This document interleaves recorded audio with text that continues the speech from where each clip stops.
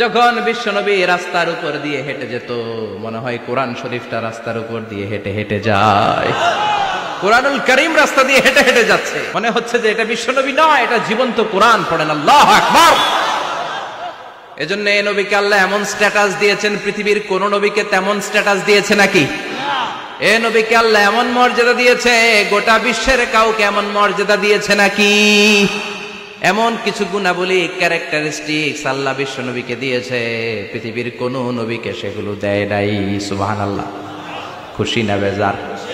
খুশি তো সবাই। কি দিয়েছেন, কি স্পেশাল এক্সট্রা স্ট্যাটাস আল্লাহ তাআলা বিশ্ব নবীকে দিয়েছেন, আমরা শুনি।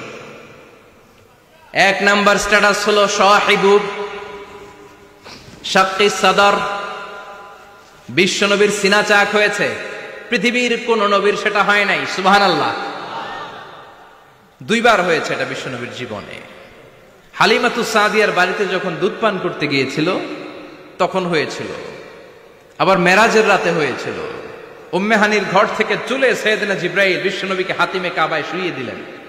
এরপর গলার নিচ থেকে শুরু করে নাভি পর্যন্ত বুকটা কেটে ফেললেন, বিশ্ব নবীর হৃদয়টাকে বের করলেন, জামজামের পানি দিয়ে ধৌত করলেন, আবার পেটের ভেতরে হৃদয়টাকে ঢুকিয়ে দিলেন।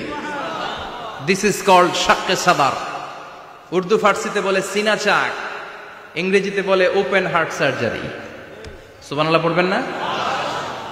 আমাদের অনেকের ওপেন হার্ট সার্জারি হয় না, গলা থেকে নাভি পর্যন্ত কাটা, সেলাই করে দিলে আবার বাঁচে।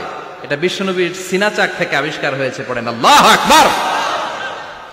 যে সমস্ত সাহাবারা বিশ্বনবীকে খালি গায়ে দেখেছে, উদম গায়ে দেখেছে, তারা বর্ণনা করেছে দুইটা কাপড় মাঝখান দিয়ে সেলাই করলে যেমনি দাগ দেখা যায়, আমরা বিশ্বনবীর গলা থেকে নাভি পর্যন্ত এরকম সেলাইয়ের দাগ দেখতে পেয়েছি। শাক্কুস সাদর, special status of the last Messenger Muhammad সাল্লাল্লাহু। আর কোন নবীকে আল্লাহ এটা দেয় নাই। খুশি না বেজার? আবার উনি হলেন সাহিবুল মেরাজ।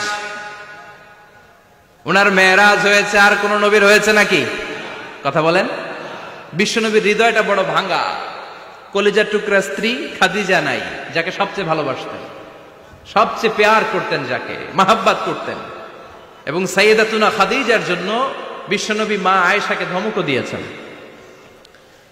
সাইয়েদাতুনা খাদিজার কথা যখন বিশ্বনবী বলে বেড়ায় মা আয়েশার কাছে, খাদিজার কথা বললে মা আয়েশা বলতেন, ও নবী, কোন জাহিলি যুগে এক বুড়ি মহিলার সাথে আপনার বিয়ে হয়েছিল, মরে গিয়েছে, কবরে শুয়ে আছে। ওই মহিলার পরে কত সুন্দরী সুন্দরী নারীরা আমরা আপনার ঘরে আসলাম, তারপরে ওই বুড়ির কথা আমাদেরকে বলেন কেন? ওই বুড়ির কথা শোনান কেন? বিশ্বনবী রেগে গেলেন।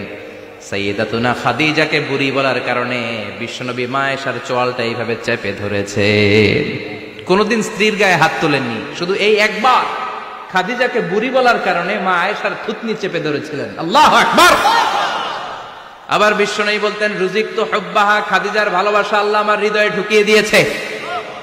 আবার বিশ্বনবী দোয়া করলে বলতেন, ও আল্লাহ, ওই কিয়ামতের ময়দানে যেদিন বন্ধু বন্ধুরে চিনবে না, বাবা ছেলেরে চিনবে না, মা তার মেয়েরে চিনবে না, পীর সাহেব মুরিদরে চিনবে না, মুরিদ পীর সাহেবরে চিনবে না, ওই কঠিন দিনে যেন আমি আমার কলিজার টুকরা খাদিজারে ভুলে না যাই। ওই কঠিন দিনে আমি যেন আমার খাদিজারে চিনতে পারি। সুবহানাল্লাহ। তার মানে ভালোবাসা বেশি না কম?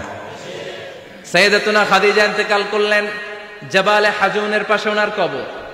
যারা হজ উমরা করতে গিয়েছেন দেখেছেন না, মক্কা একটা কবর আছে, এটা মাকবারাতুল মাআলা। মাআলা, কিন্তু এটারে বাংলাদেশিরা বলে জান্নাতুল মুআল্লা। কি বলে? এটারে জান্নাতুল মুআল্লা বলবেন না, কারণ এই কবরস্থানে অনেক কাফির মুশরিকেরও কবর আছে, তো ওদের কবরস্থান কি জান্নাত হইতে পারে? এটাকে মাকবারা বলবেন। মাকবারা মাআলা বা মুআল্লা, আর মদিনায় হচ্ছে মাকবারাতুল বাকিয়া। মুআল্লা কবরস্থান মক্কায়, আর বাকি কবরস্থান মদিনায়। এর পাশে বিশাল এক পাহাড়, হেরেম শরীফ থেকে দেখা যায় জাবালে হাজুন, এর পাদদেশে বিশ্বনবী নিজ হাতে সাইয়েদাতুনা খাদিজাকে কবর দিয়েছেন। কবর দিয়ে সবাই চলে যায়, বিশ্বনবী যায় না। দাঁড়িয়ে দাঁড়িয়ে কাঁদতে লাগলেন। সাইয়েদনা আবু বকর বলে, নবী চলেন ঘরে ফিরে যাই। বিশ্বনবী বললেন, তুমি যাও, আমি যাব না। যেই মহিলাটাকে এইমাত্র কবর দিলাম সাধারণ মহিলা না, আমার বিপদের দিনের সঙ্গিনী খাদিজা। আজীবন আমাকে ছাতার মতো শেল্টার দিয়েছে, সমস্ত সম্পদ আমার পায়ের সামনে বিছিয়ে দিয়েছে রে আবু বকর। তোমার মনে চায় ঘরে ফিরে যাও, আমি দাঁড়িয়ে থাকবো। এখনই খাদিজার কবরের 3টা প্রশ্ন করা হবে। আমি খাদিজার পক্ষ থেকে 3টা প্রশ্নের জবাব দিয়ে তারপরে ঘরে ফিরে যাব রে আবু বকর। সাইয়েদনা জিবরাইল এসে বললেন, ইয়া রাসূলুল্লাহ, ইয়া হাবিবাল্লাহ, দাঁড়িয়ে থাকার দরকার নাই, আবু বকরের সাথে চলে যান। রব্বুল আলামিন বলেছেন, ওই কবরের 3টা প্রশ্নের জবাব দিতে যদি খাদিজার সমস্যা হয়, আরশের উপর থেকে 3টা কবরের প্রশ্নের জবাব আল্লাহ নিজেই দিয়ে দিবে। কি প্যার করতেন বিশ্বনবীকে। সাইয়েদাতুনা খাদিজা ইন্তেকাল করলেন, চাচা আবু তালেব ইন্তেকাল করল। দাওয়াত দেওয়ার জন্য বিশ্বনবী ওই তায়েফের ময়দানে গেলেন। তায়েফের ছেলেরাও পাথর মেরে বিশ্বনবীর দেহটারে ঝাঁঝরা করে দিল। বলেন ঠিক কিনা? পাথরের আঘাতে ক্ষত বিক্ষত হয়ে সারা শরীর থেকে রক্ত ঝরে, হে রাসূল তোমাকে ভুলি আমি কেমন করে। ঠিক কিনা? খাদিজা নাই, আবু তালেব নাই, তায়েফে যে মার খেয়ে আসলেন, অন্তরটা একেবারে ভাঙা, আর মন বসে না, কিচ্ছু ভাল লাগে না। বিশ্বনবীর মনের ভেতরে হাহাকার। বিশ্বনবীর মনে হলো ডানে বায়ে দুনিয়ায় আমার মনে হয় কেউ নাই। বিশ্বনবী দুনিয়ায় বসে কষ্ট পায়, আরশের উপর থেকে এগুলো দেখে কে? আল্লাহ প্ল্যান করছেন কেমন করে আমার বন্ধুর মনটারে ভালো করা যায়। বিশ্বনবীকে স্পেশাল সারপ্রাইজ দেওয়ার জন্য আল্লাহ প্ল্যান করলেন। জিব্রাইল ডেকে বললেন, ও জিব্রাইল, আমার পেয়ারা নবীকে স্পেশাল সারপ্রাইজ দিব, কিন্তু এই সারপ্রাইজের গিফটটা তোমার হাত দিয়ে আমি দিতে চাই না, তুমি দিয়ে আসলে হবে না। আমার পেয়ারা নবীকে দুনিয়া থেকে টান দিয়ে আমার আরশের উপরে নিয়ে আসো। সাহিবুল মেরাজ, যেই নবীর মেরাজ হয়েছে আর কোন নবীর হয় নাই। এই মেরাজ করতে যে কত কাণ্ড, কত প্ল্যান প্রোগ্রাম। আল্লাহ টাইমের স্পিডকে আল্লাহ থামিয়ে দিলেন। মক্কা থেকে উঠিয়ে বিশ্বনবীকে এক মরুভূমিতে রাখা হলো রাতে। বললেন দোয়া করেন। দোয়া করে বিশ্বনবী বললেন, ভাই জিবরাইল, এটা কোন জায়গা, কোথায় দোয়া করব? সাইয়েদনা জিবরাইল বলেন, নবী, কিছুদিন পরে এই জায়গায় আপনি হিজরত করে আসবেন, এই জায়গার নাম ইয়াসরিব, মদিনা। দোয়া করলেন। আবার সেখান থেকে তুলে এক পাহাড়ে রাখা হলো, নবী দোয়া করেন। দোয়া করে নবী বললেন, এটা কোন পাহাড়? অন্ধকার, আমি তো কিছু চিনি না। সাইয়েদনা জিবরাইল বললেন, নবী, এটা সাধারণ পাহাড় নয়, এই পাহাড়ের কথা আল্লাহ কোরআনে বলেছেন, এই পাহাড়ের কসম আল্লাহ কোরআনে খেয়েছেন। এই পাহাড়টা হলো আপনার ভাই মুসার পাহাড়, তুর পাহাড়। তুর পাহাড়ে তিনি দোয়া করলেন। কত কিছু করে বিশ্বনবীকে আল্লাহর আরশে নিয়ে যাওয়া হলো। সাহিবুল মেরাজ। বিশ্বনবী ছাড়া আর কোন নবীর কি এরকম মেরাজ হয়েছে? সবাই বলেন হয়েছে। এরপর উনি হলেন সাহিবুস শাফা, শাফাতের মালিক। বিশ্বনবী ছাড়া কিয়ামতের ময়দানে কেউ আমাদের জন্য সুপারিশ করতে পারবে? পাগল হয়ে যাব আমরা। সূর্যটা মাথার কাছে, ক্ষুধায় তৃষ্ণায় জিহ্বাটা কুকুরের মতো বের হয়ে ঝুলতে থাকবে। মাথার মগজগুলো গলে গলে নাকের ছিদ্র দিয়ে, কানের ছিদ্র দিয়ে বেয়ে বেয়ে পড়তে থাকবে।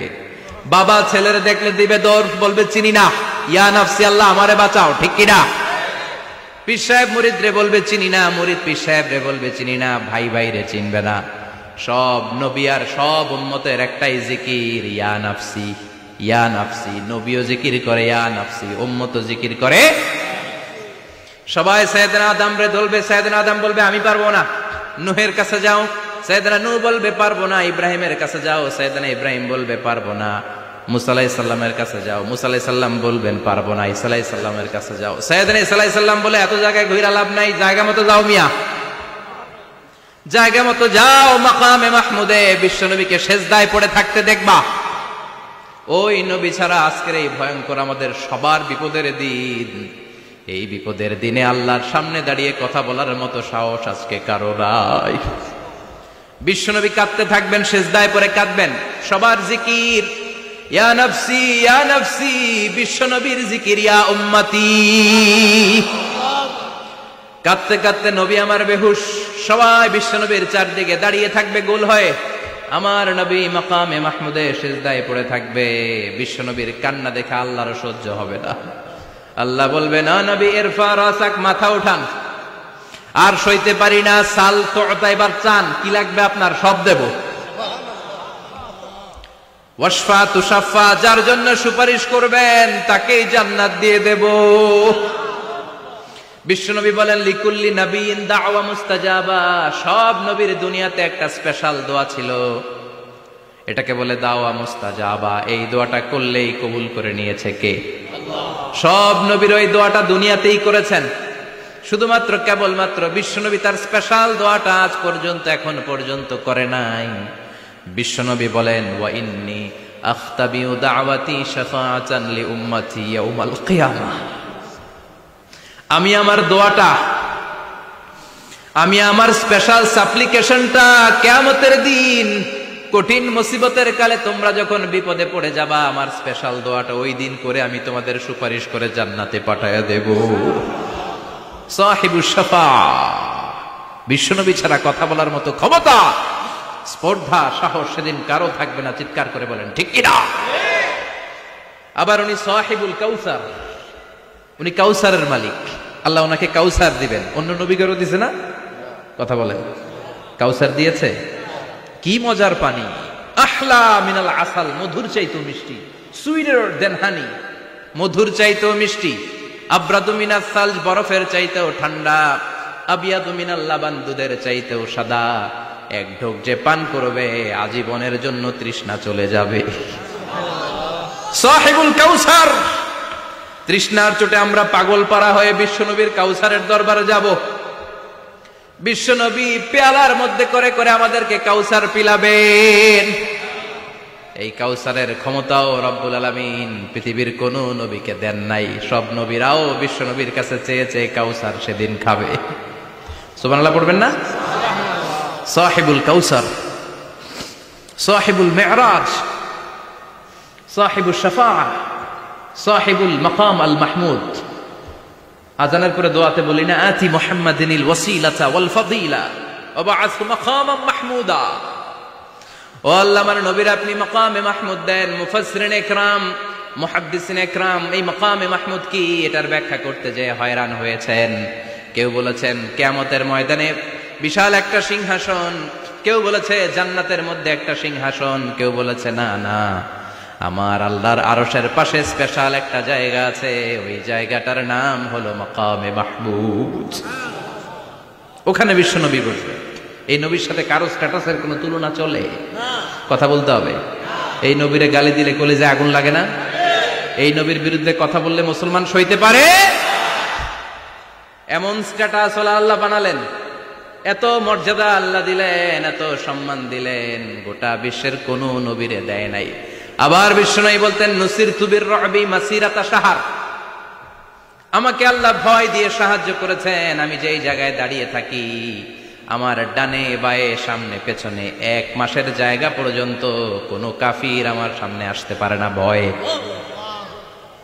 1 মাসের জায়গা পর্যন্ত কোনো কাফির যদি দাঁড়ায় থাকে, বিশ্বনবীর জন্য ভয়ে তার কলিজায় ধুকধুকানি শুরু হয়ে যায়। ধরেন আমি ওনারে ভয় পাই, কাছে আসলেই না ভয়, দূরে গেলে তো আমি পালোয়ান, ঠিক কিনা?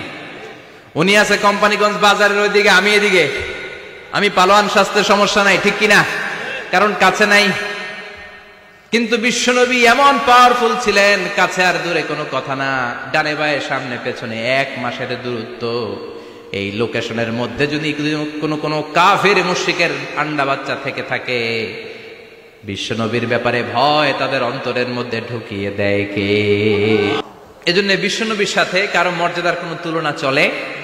বিশ্বনবী আমাদের মডেল।